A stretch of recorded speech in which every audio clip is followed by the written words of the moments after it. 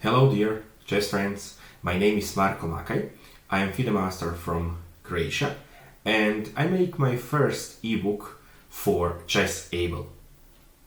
For my first book I chose especially good and fighting opening repertoire for black pieces and the Sicilian defense. When I start playing chess I use all kind of the openings and I like to play very sharp and aggressive lines. From my youth days I start to play the Sicilian.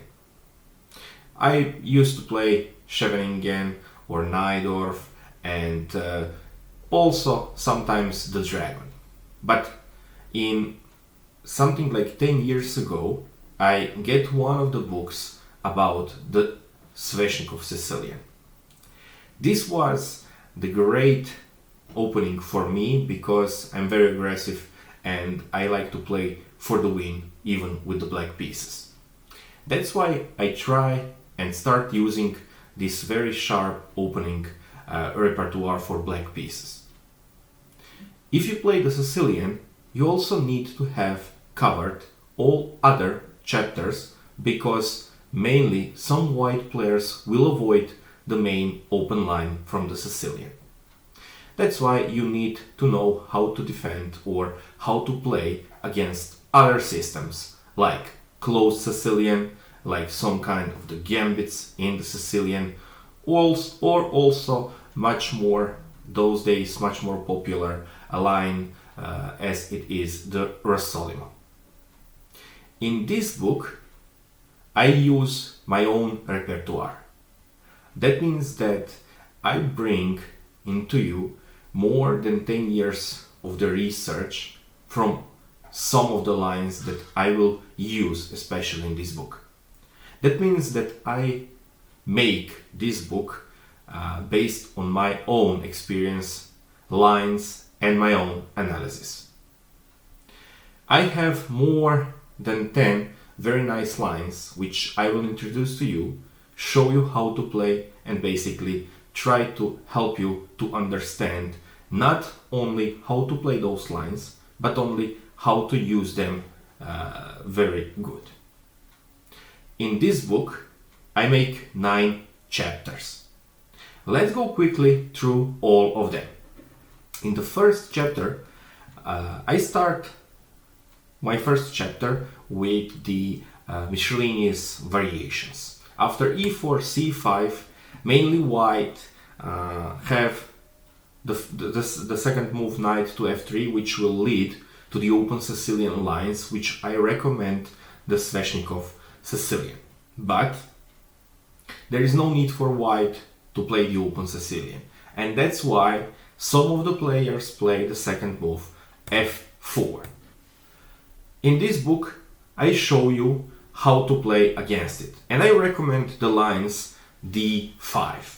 It's very sharp, it's very aggressive and offers white very little perspective in the positional battle. It's a very natural move which will open the position in the center right from the start and will get very sharp position from there. Black will always have the option to fight for the initiative, and in most of the lines I will show you how to use even the gambits from the black perspective in order to get or to seize the initiative. If not f4, white has mainly in those miscellaneous variations the second move b3, and this is also the b3 Sicilian that is not so popular those days, but some of the players use it, and that's why I will show you how to play against this not so natural but let's say nice safe way to play with white. Once again, I don't want to show you how to play some kind of closed position, but I will show you how to fight for the initiative, for the play right from the start. Also, in a second move, white can play the move g3 or even d3. Here I will show you basically how to fight against some kind of the passive style. If white choose just to play positional chess without too much theory, then he try to close the position and then to switch off and mainly play on the king side. Once again, I will show you how to fight very aggressively, how to build up in a center as soon as you can, because if white play passively, there is no need to get and to play what he wants, but you can play your own game and you can start to build up the position where you will even try to fight for the advantage. So my philosophy in chess is not only to try to equalize, but get some kind of the counter chances, get very aggressive and get the positions where you can fight for the win, not only for a draw. That's why I pick up very unsymmetrical structure where you can always try to push for more than equality. Of course, you will face some kind of difficulties if white really understand what he is doing, then the games will always be double-edged. But that is how I play, how I like to play, and that's why I suggest you to play very originally, not only from the perspective of original openings, but play originally in matter of playing aggressively, playing for the initiative, and do not try to get the positions where the opponent will dictate the tempo. So if he wants to play passive, you always wants to open the position. Beside this first chapter, in the second chapter, I will show you how to play against the gambits. If we speak about the gambits, we speak mostly about two gambits in the Sicilian. The first one is b4. It's so-called the Sicilian gambit, and it's not something that you will see more often. It's the gambit where white wants to or try to sacrifice the pawn on a queen side in order to get the initiative in the center. But the black will always have much more for the counterattack, because it's not so easy for white to prove anything. And mainly after the third move d5 that I recommend here and show you how to play with this move, white will have very little chance. Mainly he will fight for the equality, and that's why this is not the system that you will so often see in the practice, but you need to know how to play against it if you faced this system in your tournament or maybe just friend practice. The second gambit that is much more popular is so-called Smith-Morra gambit. It's the gambit where white try to get as more as he can in the center, and the initiative that white get here if black take on c3 is enormous. I use this gambit in my youth days and I get very nice results with him, and later the people switched off to more passive but a very solid way, in order not to take on c3 but playing something knight to f6, and then white needs to play the Alpine variation. But if you take on c3 and you don't play the Alpine with knight f6, which I will recommend later, it will be hard for you to have very solid repertoire. But the people who play Matulovic gambit are often very aggressive players, and my philosophy is to play against those kind of the people slight more passive, not passive in the way of not doing something, but passive in the way to get the opponent's chance to attack you. That means that you can play more solid here and not allow white to get the position that he wants. For instance, if you take on c3 and white get the knight on c3, bishop on c4, and all other pieces in few next moves in the play, when black will have the extra pawn but less space and worse developed of the pieces, that means that white will get very strong initiative.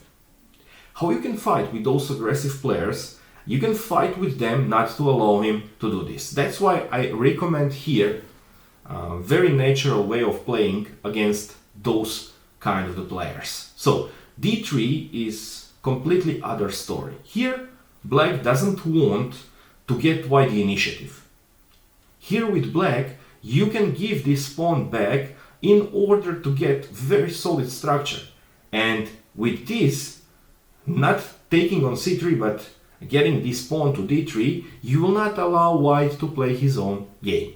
And after knight c3, knight f3 or f4, those are the moves that can be played here, and I show you how to play against both of them. You will reach very nice position. So here you can see that the position is completely different story. Not only white but also black play very nice moves, develop all of the pieces and reach great position. It's not better, it's completely equal, maybe slightly better for white, but it's completely other story. And in most of the lines I really do my best to show you and to try to represent you how and why you want to play in this position particularly. After this, both of the chapters, the third chapter is all about the closed Sicilian, and mainly the closed Sicilian with moves order second knight to c3. Now, this play the guys, okay, this play the players who doesn't really wants to fight for the initiative, and they are mainly on the other side from those guys or players who try to play the Matulovic gambit. Here, I recommend to play very aggressively. So, against the players who play Matulovic gambit, you need to be slightly more on defensive way. But here, you want to explode those passive white plans very actively. And in this position, I recommend the move a6. In, I believe, 2009, I tried to analyze this move a6. I find it in one publication, I believe Palliser was the publisher of the book, where I find really nice lines where black can fight for the initiative from the second move. And this is something that you will not so often see in the tournament practice, because the people playing the main lines which are mainly played at the highest level. My approach in chess is slightly more different. It's to build up your own repertoire and start to analyze and work on them without help of the players at the highest level. Because the people those days look at those games, try to not only analyze, because those players analyze those games and really they introduce to you some other level of the play. Here, when you start to play it at your own moves, something like a6 in a second move, the people are not so familiar with it. And I can show you that this is not a bad move. It's somehow not so explode in a practice, but is really practical move. And in the next chapter, in this chapter about the closed Sicilian, I can show you here also mainly few of the moves. I will show you how to fight for the initiative with black. Here you can see that white mainly play closed position in the center and then try to regroup the pieces on the king side. Black has here more than enough compensation to play for white king side attack on the queen side. And with the pawn chain a6, b5, c5 and then e6 and d5, black will mainly reach or d6 or d5 at some stage. Black will have great position, not only in the center, but all of the pieces will be on the right squares, and white will struggle to play even for the equality. Very important is also to understand one other thing, and this is that at the second move, a6, you will not allow white players to play Grand Prix attack.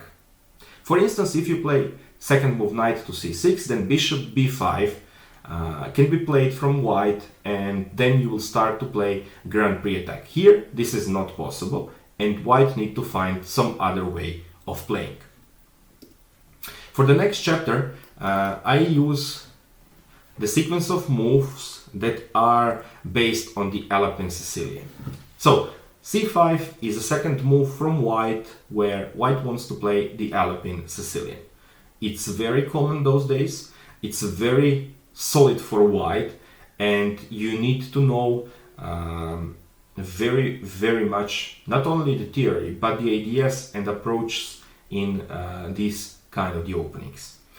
Those days people just try to play the Alpine because it's also on the safer side in a Sicilian. The white do not play for really big aggression or the advantage, but mainly wants to build up a slight better position where he can play on long run. I also wants to play aggressively in the Alpine as in any other lines where white plays slightly more passive, or he's on the slightly more passive side. And that's why I represent here, show you, explain you, and mainly try to teach you how to play the Alpine with the second move d5. As in many other lines, black just try to play for the initiative right from the start. d5 will not allow white safe position or safe lines, because mainly the position here after ed5 will be very open, queen d5, and white will need to fight for the advantage in very open position. So it's not able to play closed positions or just try to play positionally, because black has more than enough aggression in his position. After the Alpine, I start to use my recommend lines in the Sveshnikov Sicilian. Here in the next chapter, I start with moves e4, c5, knight f3, knight c6, and then of course d4. This is the main theory in the Sveshnikov. This is the Open Sicilian, and this is one of the most unique openings in a chess. It's very aggressive, it's very fun to play, and you will always have some kind of the initiative. No matter if you have slightly positional, let's say, minus in way of having the pawn on d6, as I will show you now after here after e5. Mainly in this chapter I will show you all other sequence of moves beside of knight db5, which one will be the main line for the white, and it's the only line that has some kind of potential for white. All other lines that I here mention as the sixth move alternative to knight bd5 are not so good for white. For instance, here white can choose to play knight to f3, which is not so good because very next move will be bishop to b4. And you can see that right from the start, this is the sixth move, and black is first who has the initiative because the pawn on e4 is hanging. And that means that white is now on the defensive side, which is great if you play with black. Beside of knight f3, white can play knight to c6, of course bc, and black will get great central squares, great pawn structure, and bishop b4 will be very strong reply in order to take the initiative over e4 square. Beside of those moves, white can play knight to f5, after which once again d5 thematic break will allow black to get very comfortable position. And then also knight d to e2, or even knight to b3 will not get white anywhere, and with very strong replies bishop to b4. In all of the lines black will have even the initiative here. No matter the position will be approximately equal, black is the side who play for the aggression, and that's why you will not also see as much the positions with this sixth move alternative to knight b to d5.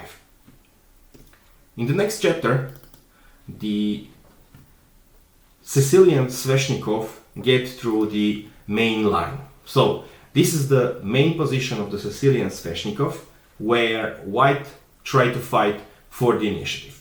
And now you see somehow black has the aggression in the center. He put the pawn to e5. He developed both of the knights, but d6 and d5 are mainly the targets for white pieces. So white gets slight positional advantage, but black get the aggression. And this is something that I really like. So you will always fight for the aggression with your perfect pieces and a very aggressive pawn structure, because you see here the pawn is on e5, and in the next few moves after d6 you can see that white will fight for the position in the center, but with a6 and b5 black will counter attack him on the queen side. Here in this chapter I will show you not the main lines, but I will show you how to play against the side lines in the seventh move, and those side lines are bishop to e3, the a4, and to knight to d5. As in all other chapters, I will show you the lines that I use in my tournament practice, that I work with my students, and the lines that I analyze the most. So as in any other lines, it will be the main ground of the territory or main ground of the practice that I use and I play and I analyze with the computer and with strong players as well. The seventh chapter will be the positional main line in the Sicilian Sveshnikov. And the positional main line will be based on the move bishop g5, a6, knight to a3, and then b5. And now you can see what I mean when I say black will seize the initiative or black will mainly play for the aggression. So here white has the better position in the center because he has some kind of the advantage over the d5 square. Mainly this is the square where white wants to put his knight from c3. That's why the main variation of the positional line in Sveshnikov is knight to d5.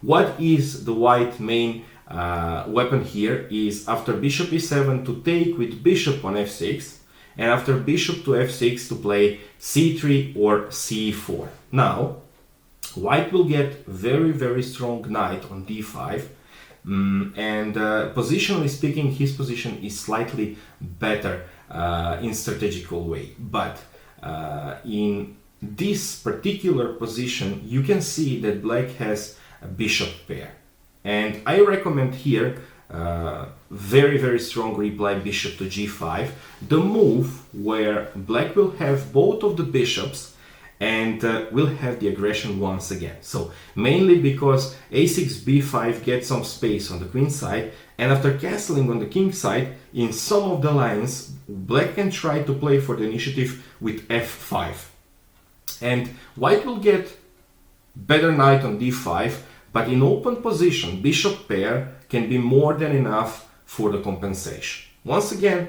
white will have slight dominate position in the center with knight on d5, but the aggression of the pieces and the ability to get the counter attack even on the king side or on the queen side will be related with the play of black. So I believe that black has more than enough for slight positional edge for white. The second chapter will be the main line in the Sveshnikov, where white will mainly play for the aggression. And this is, in my way, the only way for white to play for really the advantage. Because if you are white, you have the advantage because you are first on a move. And in this main line of the Sveshnikov, white can also try to play for the advantage. But this advantage he only can achieve through the aggressive play. And that's why I believe here the main position or the main move for white is bishop takes on f6. This is the move where white take on f6 the knight, and now black need to take with the pawn on f6. After the move knight d5, you can see that now positionally black also have the double pawn on f file, and that's why he need to find very active play in the center very soon, because if not, then the positionally, if white mainly transfer this knight from c3 to c2, e3 and f5, he will have a lot of problems later on. The main theory today recommend here for black the move f5. Also, the Vlad Kramnik, the big Vlad, or the player who was the champion and who beats even the great Garry Kasparov, play this f5 line and use it to get very strong position.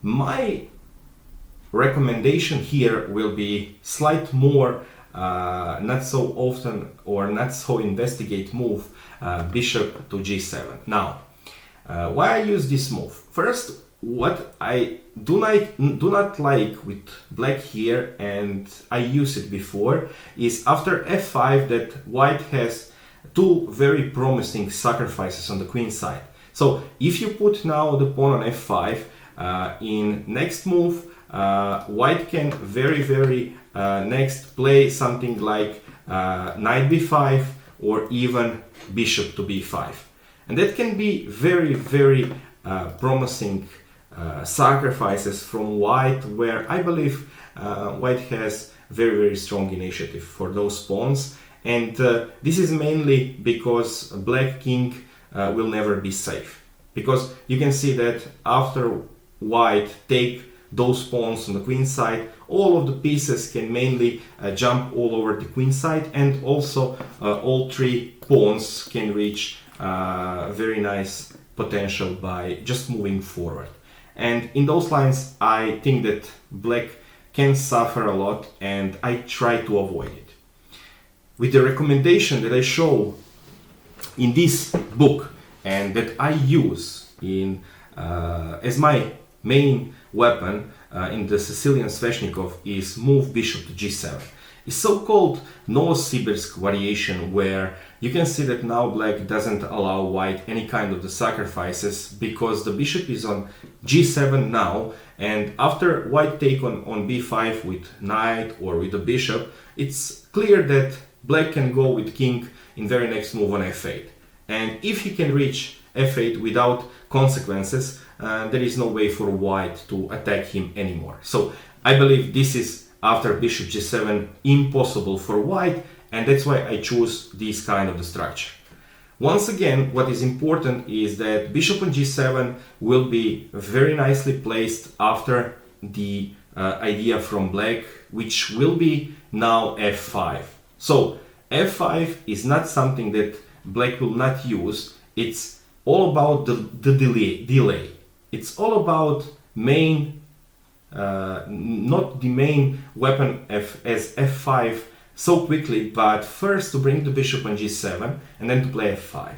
And I think that black has very aggressive position later on. White will mainly try to expose the weaknesses of those two pawns on a6 and b5 by playing on the queen side, and black main idea is to play f5, take on e4, and then after it to play f5 and e4 once again. You can see that black has here both of the pawns on f file, and one of them will be great to exchange this pawn on e4, and after it the second pawn will go straight forward on f5. The position will be very double-edged. It's very sharp, and here you can see that it's not something that white can play positionally. So this knight on d5, it looks perfect, but the black can very easily struggle or play all around this knight. So there is no need for now to exchange, for instance, with a light square bishop, but just to castle on the king side, and after f5, f takes on e4 and f5, once again open the position in the center and try to playing with the pieces all over this knight on d5. As I mentioned, the position is very double-edged, and both white and black can play for the win. And then in the last chapter of this book, I try to use my weapon, and I try to show you my way how to play against the Rossolimo.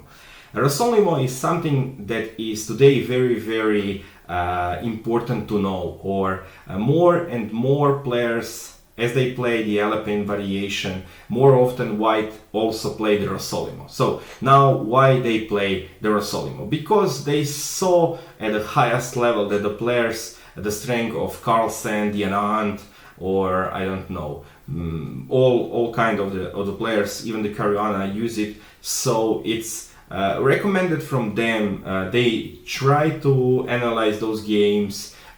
In some publication you have a lot of the games analyzed by those great players, how to play with white, where to find the advantage, how to use the strength of slightly better pawn structure, and so on and so on. And then you are in the territory that player used to play very solidly, because they understand the ideas, they know how to reach the positions right from the start, and more often than not they really just playing straightforward, because in the main Rossolimo, white is on the side where he's slightly better, but without any kind of the counter chances from black. And this is something that I really like to avoid, not only in the Rossolimo, but as in many other lines. And also the Rossolimo, as the close Sicilian, people like to play the people who are really more positional players than the attackers. So once again, I believe against those peoples is better just to play straightforward, even for the initiative. And then I show you here mainly my own approach in last couple of years, how to play against the Rossolimo when white play the third move bishop to b5. Now, the main lines as g6 or a6 are perfectly playable. I play them also a lot, and I don't think they are not good for black, but the white has very nice play. Not only the nice play, but very straightforward play. And there is no way for black to expose some kind of weakness from white or to use any kind of the aggression. Mainly, white will have slight positional edge until the end of the game, and black will struggle for the equality. This is something that I not like, and I recommended here the move, which is in the publication slightly, I will say, not good. And the people who make some books, the people who try to explain you how to play with white, will often use the queen c7 here as very bad move. And then after I look at some lines that they try to show, it's for me enough to see that okay, they play for white, and they are not so so objective, let's say. So queen c7 is, in my opinion, great move for black. Now, mainly if you try to analyze the people who play with white, the Rossolimo, you will see that those people really like to take on c6 and then to build up the strong position in the center by using white pawn chain. For instance, if you play here g6, this is the main theory now, and after taking on c6, for instance, taking on c6, sorry, here, and d3, white will get the position where he will be slightly better. So h3, knight f6, let's say, castle, castle. You will reach the position where white will be slightly better. Now, why? White exchange the light square bishop and get all of the pawns on the light squares, where all other pieces very nicely cover the dark squares. For instance, you can see that this knight on f3 very nicely protect d5 square, d4 square. The dark square bishop stay on a board which is perfect because the pawns are good as the light square bishop, and then white doesn't have any kind of the weakness here. This is perfect for the positional players and the players who really like to play slightly more passive but very, very promising pawn structure games where they have a lot of the potential in trying to create something for the long run. For instance, here white can try to build up something on the king side, they can try to put some pawns on the queen side, or just to put the pieces on the right square and try to squeeze mainly the black. The position is about equal, there is no way for white to get very strong initiative, but you can see that white has very easy play. It's not easy for white to miss the move, to miss the idea, because it's everything slightly better for white, and that's why I didn't get nice results with this approach, and I switch off to something else. And that's how I get to conclusion that Queen c7 is mainly the move which I recommend to you and which I analyze, and when I start playing it gives me the great results. Not only because the people are not familiar with it, but also because you will see that you will learn a lot about this particular line, and white will need to also learn about it, because it's not only to look at some publication and see, okay, on a third move, if black play queen c7, they doesn't know what he is doing, so I will get very easy, very promising position. It's not, because queen c7 is very natural move, and I like this move because now bishop c6, the main option for white, is not possible anymore. Okay, it is possible, but then black can take this knight with the queen and reach very promising position. For instance, I can show you the main line after castling on the king side, a6, bishop takes on c6, and queen takes on c6. Now you can see that, okay, white get the knight on f3 and he castled, the black only developed the queens on c6, but the position is closed, and it's not easy for white to prove the advantage in the closed position, because let's say one extra tempo for white doesn't get him anywhere. So the only chance for him is to open the position in the center, but then when the position will get opened, then black will have extra two bishops.